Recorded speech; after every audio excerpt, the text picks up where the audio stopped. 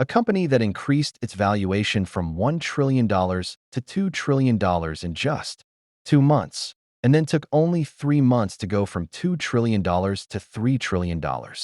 Yes, we're talking about nvidia, the company that makes graphics cards, GPUs, AI chips, and high-performance computing processors for computers. In today's AI revolution, NVIDIA's technology has become the backbone. Now, if we look at India's economy, it took about 11 years for India's GDP to grow from $1 trillion to $3 trillion. Imagine this, the growth that took a country over a decade. NVIDIA achieved in just a few months. So how did this happen? How did NVIDIA reach a milestone bigger than the economy of many countries so quickly? In today's video, we'll try to understand this. We'll also look at NVIDIA's beginnings, when, where, and how it started, and the secrets that fueled its rapid growth. Let's start with the story of the person who built this entire company, Jensen Huang, the visionary leader who brought NVIDIA to this level. Jensen Huang was born in 1963 in Tainan, Taiwan. Interestingly, Taiwan now leads the global semiconductor industry. Most of NVIDIA's chips are manufactured at TSMC, Taiwan's semiconductor manufacturing company. But Jensen's childhood wasn't easy. When he was just 5 years old, his family left Taiwan and moved to Thailand. Thailand, however, wasn't their final destination. At that time, Southeast Asia was unstable, the Vietnam War was at its peak, and heavy bombings were happening. In Cambodia under U.S. President Nixon's orders, these circumstances pushed Jensen's parents to look for a safe and better future for their children. Through a worker training program, Jensen's father got an opportunity to move to the U.S., and the family decided that Jensen and his older brother would go to America for better education and opportunities. In 1972, when Jensen was just 9, he and his brother flew to Tacoma, Washington, to live with an uncle. Jensen recalls that before moving to the U.S., his mother, who didn't speak English herself, would pick 10 new English words from the dictionary every day and teach them to the boys, making them repeat the words until they learned them. Slowly, both brothers began learning English.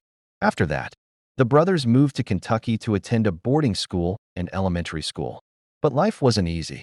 As immigrant children with broken English, Jensen and his brother faced a lot of bullying. Still, Jensen didn't give up. He excelled academically and gradually made friends with classmates. One famous story from his childhood is that he would help his roommate study, and in return, his roommate taught him how to bench press. Life in America was tough for Jensen Huang. After finishing school, he graduated from Oregon State University with a degree in electrical engineering while working small jobs to support himself.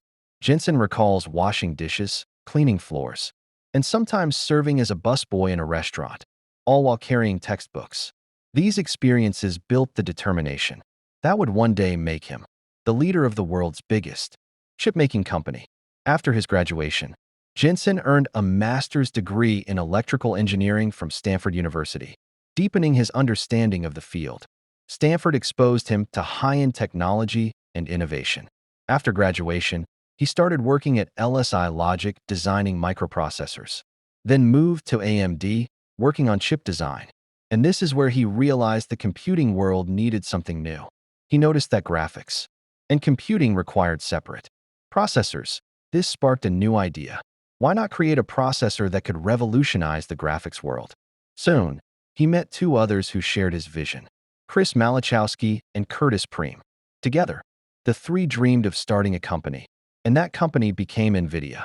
The story begins in 1993 when the trio founded the company with the goal of creating a chip that would completely transform the graphics world. At that time, private computers were spreading rapidly, but graphics technology lagged.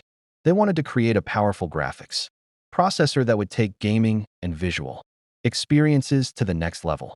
In the beginning, money was tight. Jensen says they used their savings and borrowed money to start the company. Early funding was difficult because investors thought the idea was risky, but NVIDIA got to work. In 1995, they launched their first product, the NV1, an all-in-one multimedia accelerator. Jensen and his team thought it would revolutionize the industry, but it failed. The product was too complex, and a new standard called DirectX had emerged in gaming. making NV1's technology outdated. After NV1's failure, nvidia was nearly finished. Employees were worried, money was running out, and investor confidence was low. But this became a turning point. Jensen and his team analyzed the problem and realized the market wasn't ready for such a complex design, and the features they were including were ahead of their time. In 1997, nvidia launched the Revo 128 chip, which became a hit in the gaming world. nvidia was back. Gamers liked it, but competition remained. Companies like 3DFX dominated the market. In 1998, 3DFX released their Voodoo 2 graphics card, becoming gamers' new favorite. nvidia then developed a master plan. They cut their product launch cycle in half.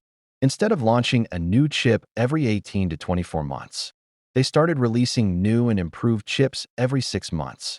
On August 31st, 1999, nvidia launched the GeForce 256, the world's first GPU. This chip gave 3D gaming a completely new look and introduced features like transform and lighting. GF256 allowed nvidia to directly challenge 3DFX when 3DFX lost its chip partners. While trying to make its own graphics cards, it weakened, and nvidia took a bold step, acquiring 3DFX in 2000. But challenges didn't end there.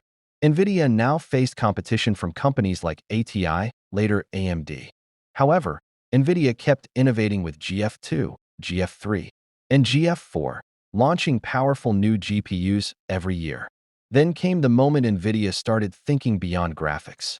In 2006, they launched the CUDA architecture, enabling GPUs to work not just for graphics, but also AI, machine learning, and high-performance computing.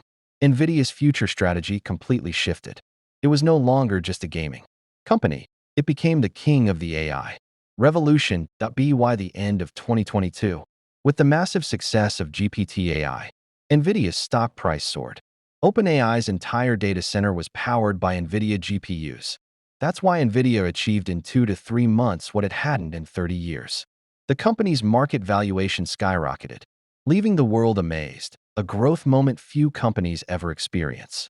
If you want to do extraordinary things, it should feel easy. The most extraordinary thing?